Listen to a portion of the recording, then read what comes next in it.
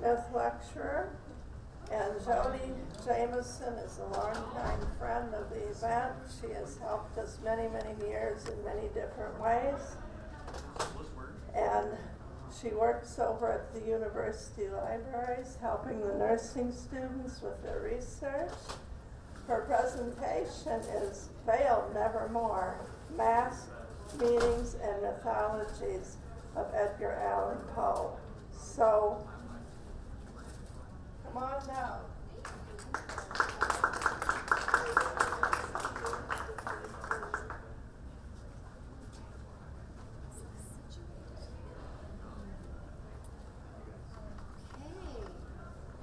Everybody. Speaking of the microphone. Get myself situated here. Oh, with this one? Okay.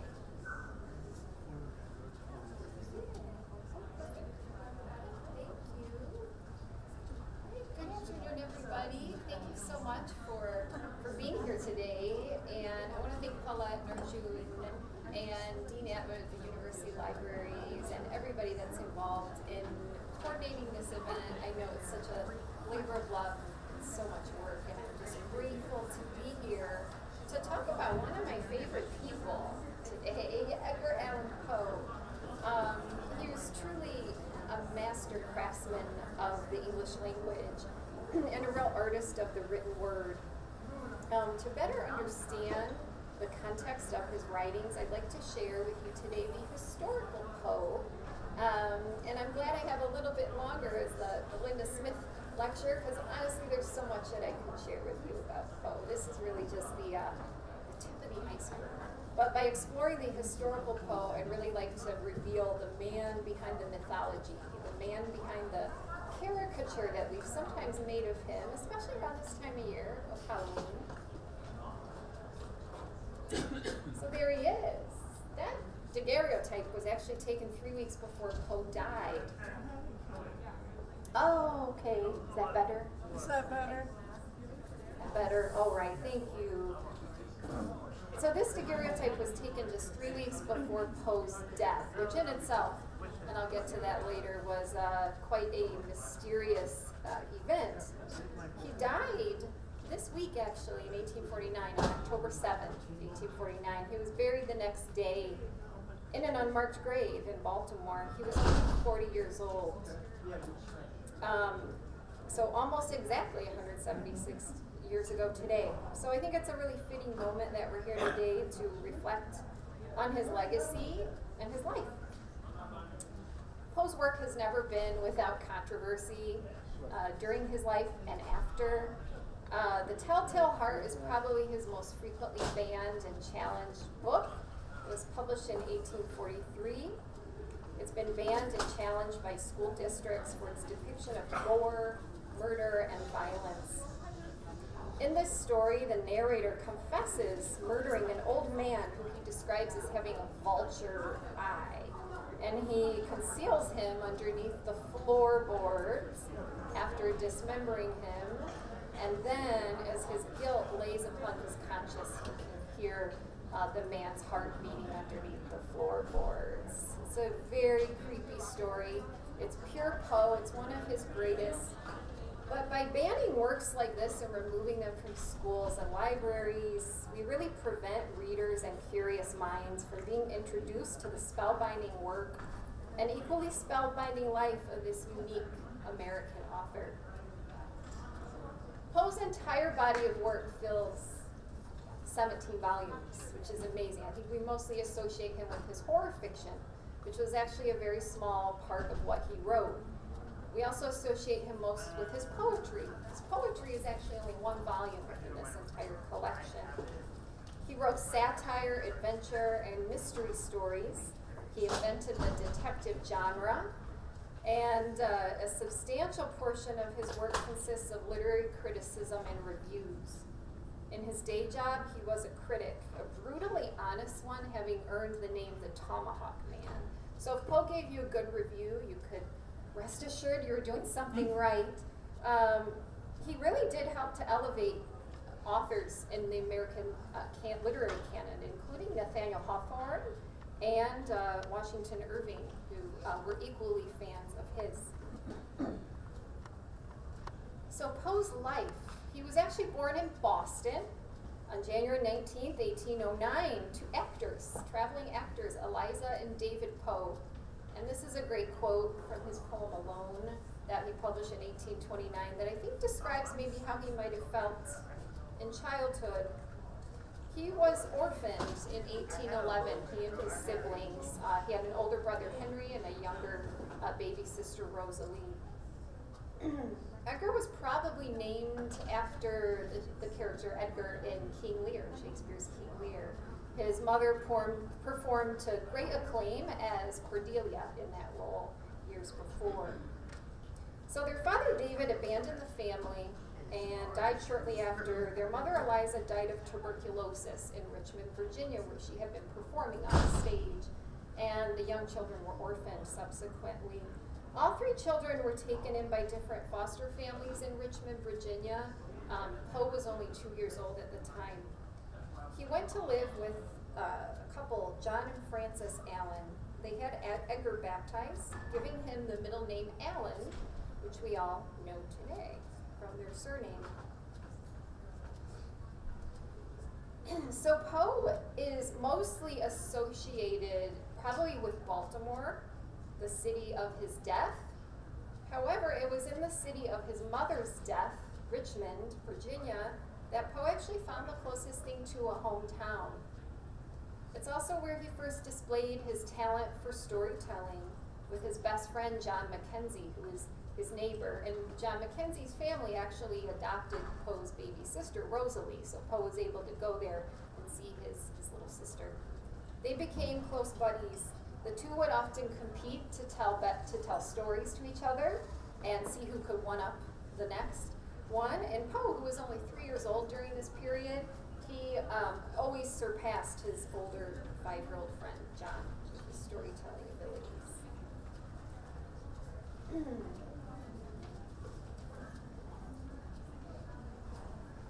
Edgar's foster father was a Scottish-born tobacco merchant, John Allan.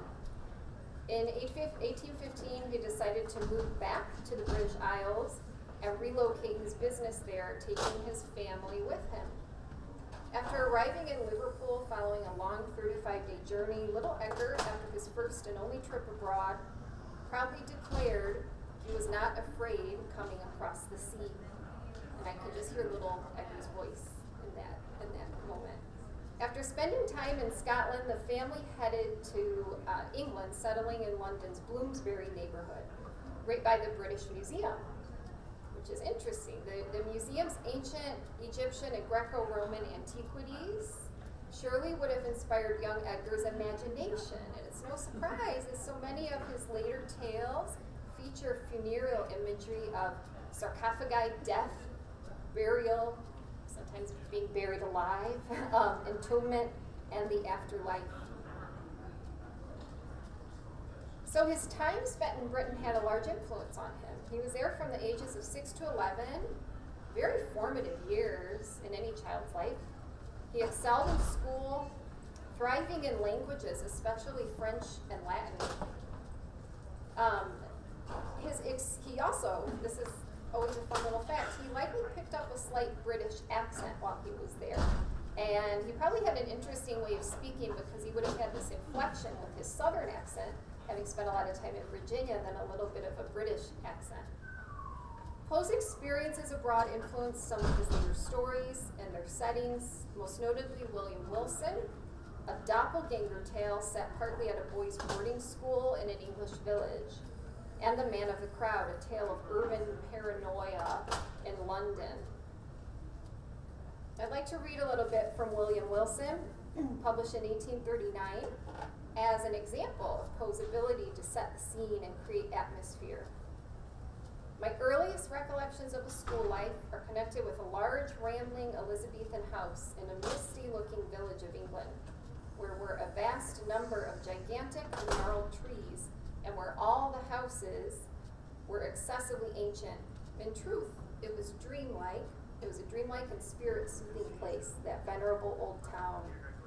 At this moment in fancy, I feel the refreshing chilliness of its deeply shadowed avenues, inhale the fragrance of its thousand shrubberies, and thrill anew with undefinable delight at the deep hollow note of the church bell, breaking each hour with sullen and sudden roar upon the stillness of the dusky atmosphere in which the fretted Gothic steeple lay embedded and asleep.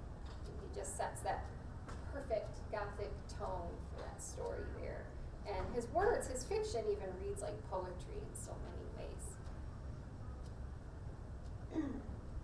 So back to Virginia. John Francis Allan, with now 11-year-old Edgar, moved back to Richmond in 1820.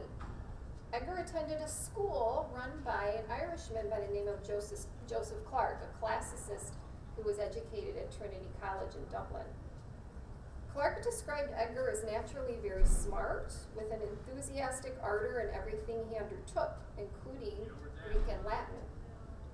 A rift, however, occurred between Edgar and his foster father, John Allan, when Edgar became an adolescent and teenager. Not too surprising, that happens a lot during adolescence. John Allan, who was a businessman, could be very severe and exacting, and he had little tolerance for Edgar's artistic temperament and sometimes willful demeanor. Allan also, and I always find this really sad, never forgot to remind Edgar that he was an orphan and of his dependence upon his charity. It's really quite heartbreaking. However, Poe did attend the University of Virginia. He was there from 1826 to 1827. He enrolled there when he was 17 years old. The University of Virginia in Charlottesville was Thomas Jefferson's great experiment. It had actually only been founded a couple years before, so Edgar was one of the first students to go there. The library of the University of Virginia, as you see here in the middle, was located within that classic rotunda building, and Edgar was very fond of the library there. He liked to read books by Voltaire and check out a variety of other works from the library. He wrote a letter back to Allan describing the library as a very fine collection. Although Allan was actually by now a very wealthy man, having inherited a substantial sum, making him a millionaire by today's standards, he failed to provide Poe with basic funds to purchase everyday necessities for college, such as textbooks or even candlelight back then to read in his room at night. Edgar ended up falling in with a little bit of a dissipated crowd, and he began to show early patterns of alcohol abuse, something that would follow him throughout his life. And he racked up some pretty substantial gambling debts. This angered John Allan even more, and the two had a falling out. So, Edgar decided to run off, leave the University of Virginia, leave Richmond, and go to Boston, the place of his birth, under the pseudonym, and I love this, Henri Le Renette. So it's just so Poe. It sounds like one of his own stories. And the word Renette, incidentally, has its origins in the phrase to run. And Poe was literally on the run. He was on the run from his foster father and also from creditors and debtors who were after him all the time. He was in Boston only for a few months, working as a clerk on the Boston waterfront. He would stay up late into the night writing poetry, much to the chagrin of his boarding house landlady. And at 18 years of age, he did find a printer to publish his first volume, Tamerlane and Other Poems. You see an excerpt right here, under the moniker of Bostonian. With dissipated resources, however, Poe was living a very meager existence for survival. So he decided to join the U.S. Army, entering under the assumed name of Edgar A. Perry. Still didn't want anybody to find him. His military records at this time actually offer a really interesting glimpse at his physical description. He was described as being 5'8", with gray eyes, brown hair, and a fair complexion. And by all accounts, from all of his friends too in Richmond, he was always described as being very handsome, charming. He had these kind of courtly, southern, gentlemanly kind of airs, not really in line with the kind of morose, stereotypical character that we often see him depicted. He was actually quite charming and very athletic as well. So the army really agreed with him, providing him with structure, stability, and belonging. Naturally athletic, he was a good soldier. He worked as an artificer, which is amazing, preparing and handling explosives. And he rose to the highest enlisted rank of sergeant major. The landscape surrounding Fort Moultrie on Sullivan's Island in South Carolina, where he was stationed, later inspired his mystery and treasure hunt tale, The Gold Bug, which was one of the most popular tales of his day. Hoping to attend West Point Military Academy, Poe eventually did reveal his whereabouts to John Allan, and he sought his support. Allan did provide it, albeit maybe a little bit reluctantly and suspiciously, in the form of a recommendation letter. Poe was accepted into West Point, but the Spartan and very strict rules there proved a bit too much for him, and he got himself court-martialed and dismissed. After this, suffice it to say that Poe was banned from the Allan home forever. During this time, however, Poe did publish 2 volumes of poetry, and the latter that you see there, Poems by Edgar A. Poe, 2nd edition, he dedicated to his fellow West Point cadets. By 1831, Poe was now living in Baltimore with his aunt, Maria Poe Clem, and her daughter, Virginia, 2 of the closest blood relations that he knew. His brother Henry did also live briefly with them before dying, sadly, from alcoholism in his 20s. Around this time, Poe began the pursuit of becoming a professional writer, publishing short fiction in periodicals, and entering various writing competitions. He won a $50 prize for his classic haunted maritime tale manuscript found in a bottle.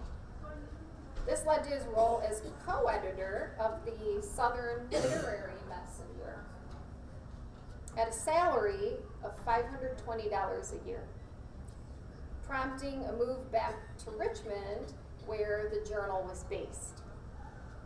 In 1836, Poe married his first cousin, Virginia. I'm sure many of you know this story. She was only 13 years of age.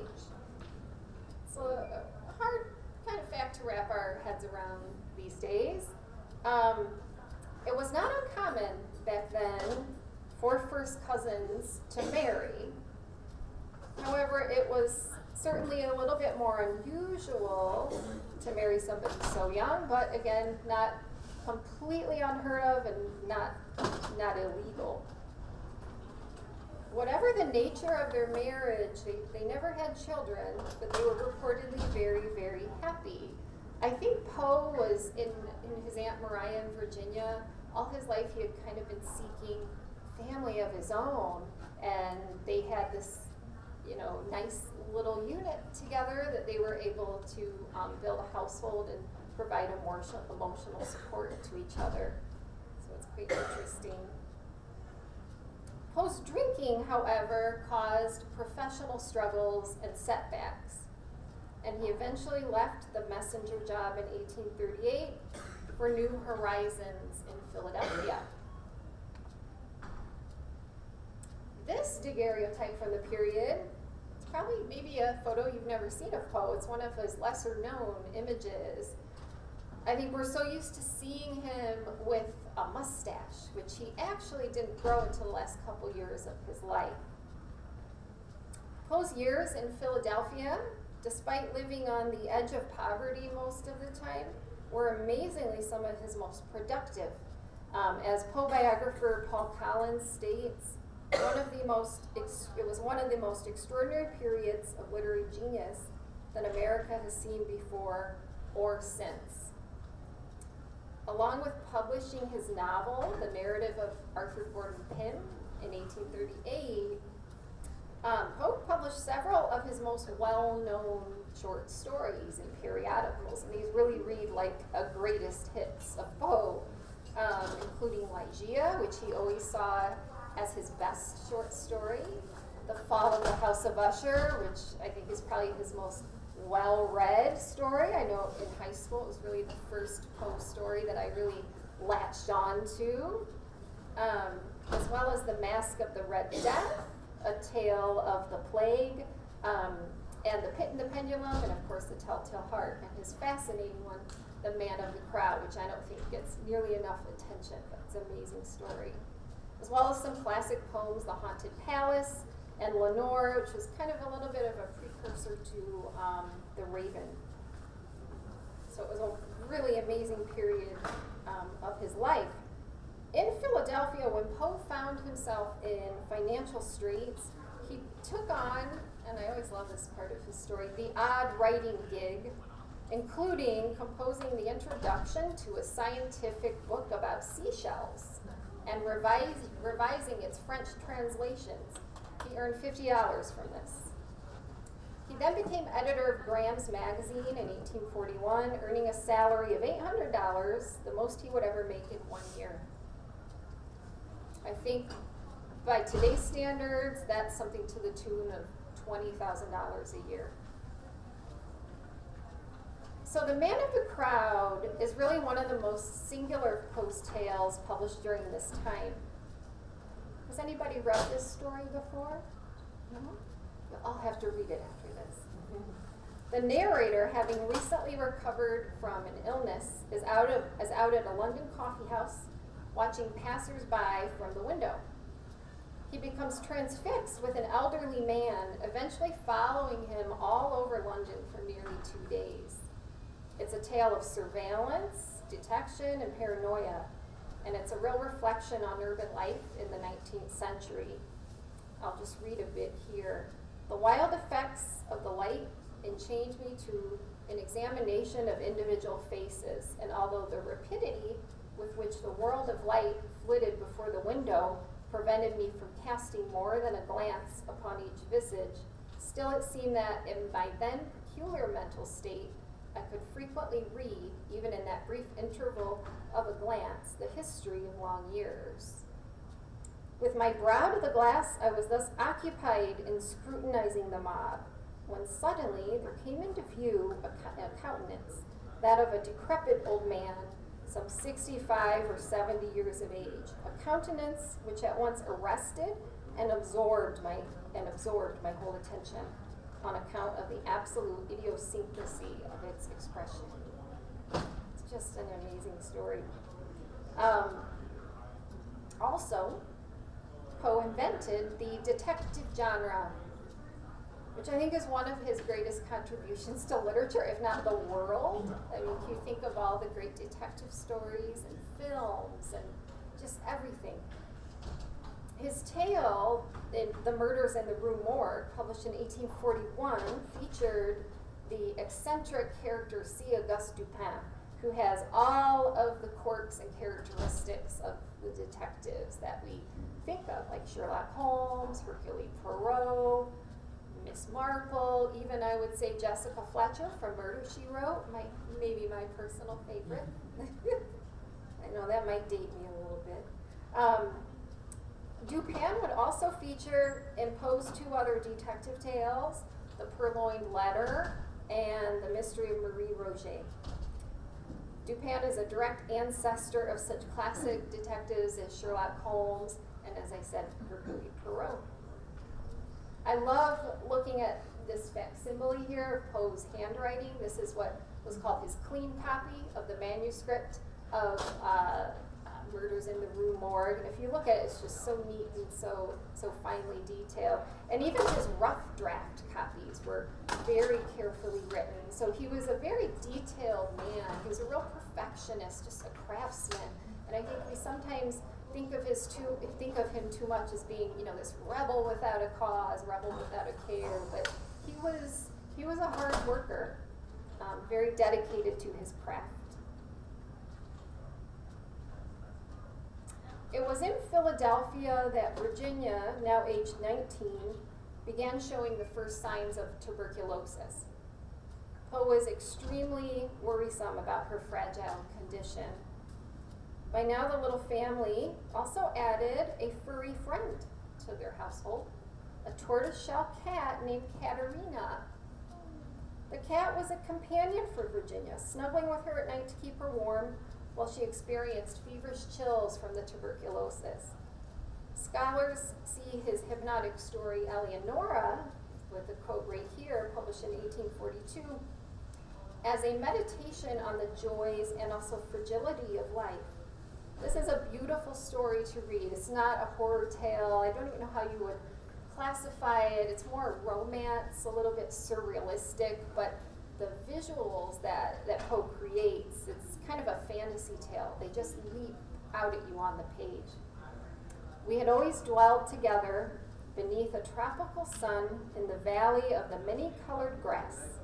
Strange, brilliant flowers, star-shaped, burst out upon the trees where no flowers had been known before. The tints of the green carpet deepened, and when one by one the white daisies shrank away, there sprang up in place of them 10 by 10 of the ruby-red asphodel. And life arose in our paths, for the tall flamingo, hitherto unseen, with all gay, glowing birds, flaunted his scarlet plumage before us. It's just really beautiful. And if you read that story, it's kind of hypnotic, the spell that it casts on you with all these visuals. It always reminds me of that scene in The Wizard of Oz where it switches from black to color. It's just this technicolor description there. Poe's New York era. These are probably some of my favorite times in Poe's life. Here we see him finally with his famous mustache. This very handsome daguerreotype was taken around 1847 in New York. Poe's New York years are really interesting for the glimpse that they provide of mid-19th century New York City. Much of Manhattan above 14th Street was still being developed. The further you headed north, it could actually be pretty rural. Lower Manhattan was known as the city, and where Poe and his family lived in several different boarding houses and rented rooms, mostly around Greenwich Village. Poe was constantly chasing cheaper rent. Even back then, rent in New York City was a challenge. In 1844, Poe and Virginia came to New York seeking a place to live, while Aunt Maria and Katerina stayed back in Philadelphia. They quickly found a cheap boarding house on Greenwich Street with surprisingly plentiful meals prepared by the landlady. And I love this little anecdote here. Edgar, poor and hungry, was ecstatic. He wrote back to his Aunt Maria and declared, "No fear of starving here." Also in this letter, Poe sings praises about the excellent flavored coffee, hot and strong. So it's just those little insights in his personality. You picture, Edgar eating breakfast in the morning, just amazed with all the wonderful food in front of him, enjoying his coffee, and just so excited to tell his aunt back home. He was also proud to share with his aunt that he was in excellent spirits and haven't had a drop to drink. This sentence is evidence that Poe was keenly aware of his unhealthy relationship with alcohol, and he often referred to it as his illness. He could go stretches of time in sobriety, though, which is when he did his best work. But when his nerves got the best of him, or he was under stress, he would drink, and the outcome was never favorable. It was a problem that ran as his family. Both his father and brother succumbed to its tragic consequences. At least for the time being, though, Poe was happy in New York. In search of fresh, clean air for Virginia, the family moved into rented rooms here at the Brennan Farmhouse in Upper Manhattan. The farmhouse once stood at what is now West 84th Street and Broadway on the bustling Upper West Side, so it looks nothing like this now. It was here that Poe completed his most famous poem, The Raven, and he likely began writing it there too. So we got to read a little bit of The Raven. What would a Poe talk be without that? The famous opening lines, I think, are just some of the most atmospheric and so iconic. Once upon a midnight dreary, while I pondered, weak and weary, over many a quaint and curious volume of forgotten lore, while I nodded, nearly napping, suddenly there came a tapping, as of someone gently rapping at my chamber door. "'Tis some visitor," I muttered, "tapping at my chamber door. Only this, and nothing more." And as it goes on, of course, there's the famous phrase, quoth the raven, "Nevermore." It's just, you gotta love it. And so did everybody else. Published on January 29th, 1845, The Raven brought Poe just $9 in earnings. Yet, it was a sensation. It brought him much acclaim. He was invited to give lectures and recitations, of which he did earn some income from that. And he mingled with the New York intelligentsia at literary salons. Poe had also at this time taken on ownership of the Broadway Journal. Yet just as things were looking upward for him, he began a descent into the maelstrom, to use a phrase from one of his stories. He started drinking again and found himself in quarrels and spats with others in the literary world, including Longfellow, who at the time was one of the most decorated poets of his day. Longfellow didn't engage in it. He just kind of stayed back, but Poe accused Longfellow of plagiarism, which was largely unfounded, and it kind of basically caused a little bit of a rift with Poe in the literary world. He could sometimes be his own worst enemy with some aspects of his behavior. The self-sabotaging pattern of behavior in Poe's really was his tragic flaw, and it would haunt him throughout his life. Just like Poe was aware, though, of his problematic drinking, he seems to have been equally aware of his destructive streak. In fact, in his story, The Imp of the Perverse, he explores the theme of self-undoing.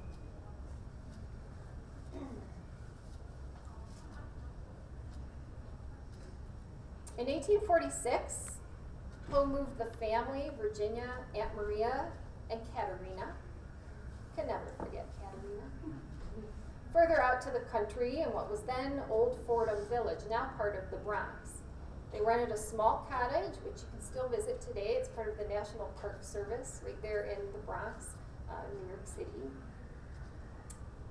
They hoped that it would provide a respite for the increasingly ill Virginia. It seemed to also provide a respite for Poe. He enjoyed long walks on the newly built High Bridge and visited nearby St. John's College, present-day Fordham University. The Jesuits at St. John's took a liking to Poe, and they granted him access to their library where he would spend hours reading and studying. Poe likewise had a fondness for the Jesuits' company, describing them as highly cultivated gentlemen and scholars who smoked, drank, and played cards and never said a word about religion. So I can just picture that party. That must have been quite a sight. Sadly, on January 30th, 1847, Virginia died at the age of 24. It devastated Poe deeply. Following her death, he wrote the beautiful poem Ulalume, a really lovely elocution speech. It's meant to be read aloud, just like all of Poe's poetry, but especially this one. It's one of my personal favorites, and it's so evocative, too, of this time of year. It's a possible meditation on death.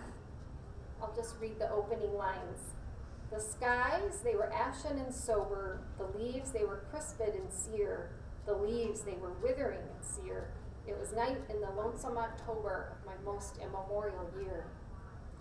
It was hard by the dim lake of Auber, in the misty mid-region of Weir. It was down by the dank tarn of Auber, in the ghoul-haunted woodland of Weir. Just such atmosphere. And I love the rhythm of it and just how it sounds. Poe was masterful at that.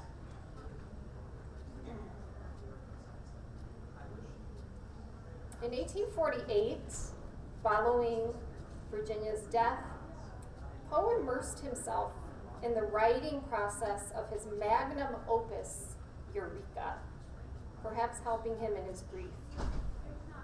Poe published some very unique pieces in his lifetime: a philosophy of furniture essay, and an infamous hoax article about a transatlantic hot balloon crossing, just to name a few. But nothing really comes close to Eureka, his prose poem, his cosmology of the universe.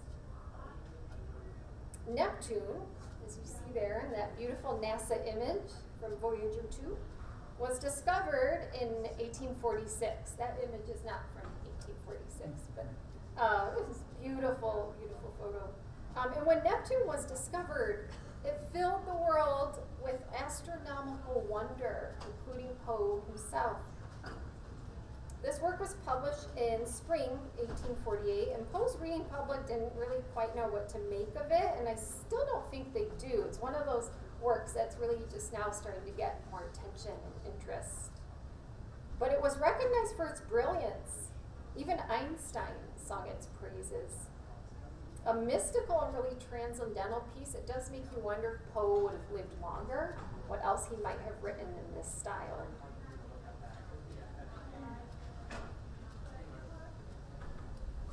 So these two portraits, especially that one on the left, is probably one of the most iconic and most heavily seen and reprinted and shared images of Poe. Both of these portraits kind of tell a story regarding his state of mind, especially toward the end of his life. Attempting to find love again, he had got himself entangled in a kind of romantic soap opera that caused him a lot of psychological stress. The portrait on the left was taken a few days after Poe nearly overdosed on laudanum. Days after that portrait, just 2 days later, Poe sat for the portrait on the right.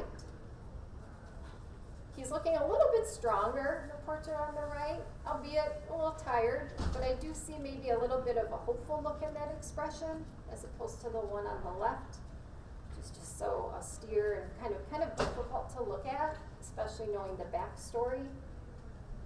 In the daguerreotype on the right, it's almost like Poe has this expression on his face as if he's cheated death. It kind of has a renewed lease on life, a renewed sense of purpose. Shortly after this, he wrote his classic poem, Annabel Lee, which was eventually published posthumously. So Poe's mysterious last days. Before his death, Poe's plans to launch his own literary journal, The Stylist, the dream of his life, were close to happening. Soon, however, things transpired to set him off course. The days leading up to Poe's death are shrouded in mystery, truly. After spending the summer in Richmond, Poe was heading back to New York on a steamship. However, he stopped in Baltimore, which he wasn't supposed to do, on September 28th, and nobody really knows why he ended up getting off the steamship in Baltimore. He went missing and then turned up on October 3rd outside of a Baltimore polling location, as you can read in this quote. There's a gentleman, rather the worse for wear, at Ryan's 4th Ward polls who goes under the cognomen of Edgar A. Poe and who appears in great distress. And he says he is acquainted with you, and I assure you he is in need of immediate assistance. This letter was written by the gentleman who found him, Joseph Walker, and it was written to Poe's friend, Dr. J.E. Snodgrass. This gave rise to the theory that Poe was perhaps a victim of cooping, possibly kidnapped by thugs who forced him to drink heavily and vote multiple times at different polling locations. This was a practice that went on in the 19th century in Baltimore. Baltimore at this time was kind of a rough and tumble city. It had a nickname of being Mob Town, so it's It's a plausible theory. There's also many other theories surrounding his death. Will we ever know what happened? Most scholars agree Poe was likely drinking again, and his body and mind was taking a toll on him. Also, it's possible he may have had an underlying infection with tuberculosis, which would have exacerbated his already weakened condition. Poe died at age 40 on October 7th, 1849, in a Baltimore hospital, just 4 days after he was discovered. Buried in an unmarked grave the following day, no more than a dozen people attended, including the undertakers. One of the attendees, though, was reported to be Poe's old Irish school teacher from Richmond, Joseph Clark, who so early on recognized young Edgar's talents. It wasn't until 1875 when he received a proper ceremony and reburial with this beautiful monument you see here. Lying next to him are his wife Virginia and Aunt Maria. Poe was a complicated human being, without a doubt. Imperfect, but very endearing. In the words of Poe scholar Richard Copley, it is not just that we need him. As we think through his struggles, we may come to feel that he needs us. Thank you.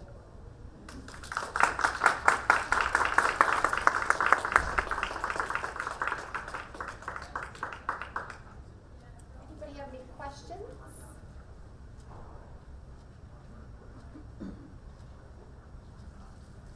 I would just like to give a shout out here to the Carlson Library for their amazing Poe collection on the 4th floor. It's where I got a lot of my resources for all the little interesting tidbits of this talk, as well as things I've just kind of collected over the years. But here's a wonderful bibliography if you do want to read anything more on Poe. I can't recommend enough some of these books. One in particular I'd like to mention is written by Mark DeWidziak. He's actually an Ohioan. And he's a Mark Twain expert and Mark Twain reenactor, but he wrote this book on Poe called A Mystery of Mysteries, The Death and Life of Edgar Allan Poe, and it's literally kind of like an investigative piece of journalism about the circumstances surrounding Poe's death. It's a wonderful read. In recent months, Richard Copley published his critical biography of Poe, which is now seen to be as the new standard, the new classic of Poe biography, and it's just absolutely wonderful. I've just got a copy and been immersing myself in it.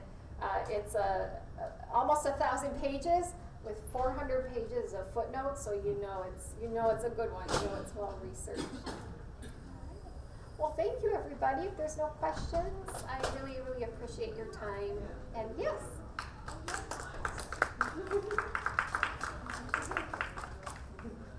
Yes.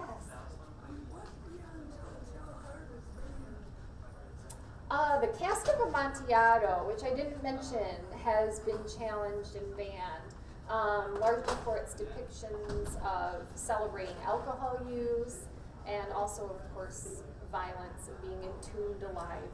Yeah, so the Cask of Amontillado, those are really the two key pieces. Yeah, Telltale Heart, Cask of Amontillado. Yeah.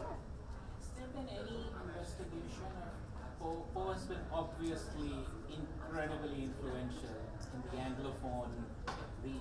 Yes. Has there been any investigation into the sort of impact Poe had outside of that on South American literature, South Asian literature, for example? I'm not as familiar with South American or South Asian, but I do know that of any American author, his works have been translated the most. He was really influential with the French. The French were the ones that early on really latched on to Poe. Charles Baudelaire, Stéphane Mallarmé, Arthur Rimbaud, all the symbolist poets, they really took to Poe, which you understand. I mean, Poe has this kind of, he's incredibly unique and cutting edge, and I think the French have always been that way, very contrarian, and that was Poe. Poe actually thought early in his life that he might move to Paris, and he investigated it for a while, but he never did. But he wrote about it in his stories, his mystery stories with Auguste Dupin. But great question. The the August Dupin stories always felt to me like this is somebody who has been there and who knows the city. It's amazing. But doesn't yeah. live there. No, yeah. It is incredible how he's able to recreate a place that he's never been before. Yeah, that was his gift. Yes. Is Fordham Cottage the only building landmark still standing besides Fort Moultrie? No, there's a museum in Richmond. There's a museum in Baltimore, and Philadelphia. So kind of all the major cities that lay claim to Poe have a museum. The one in Baltimore is at the Old Stone House, which wasn't a place, or I'm sorry, the one in Richmond is at the Old Stone House, which is the oldest building in Richmond. The one in Baltimore is at one of his residences, as is Philadelphia. But yes, the Poe Cottage as well, Fordham. I've never been to any of them, but I need to. Road trip. I love the added details of Katerina. It adds so much humanity to what otherwise looks like such a depressed. Exactly. That was wonderful. Thank you. Oh, I'm glad. Yeah, and actually Katerina would, Poe writes that he was just charmed by the cat. He wrote how she learned how to open doors, and he describes how she did it. And also she would drape herself around Poe's shoulders while he would write. So yeah, Katerina was quite a presence in Poe's life. I also like how He was, yeah. I also like how Katerina is not named in some complicated ways. A Right. cat is Yeah. named Katerina. Yeah, It's very easy. exactly. Yeah. Any other questions?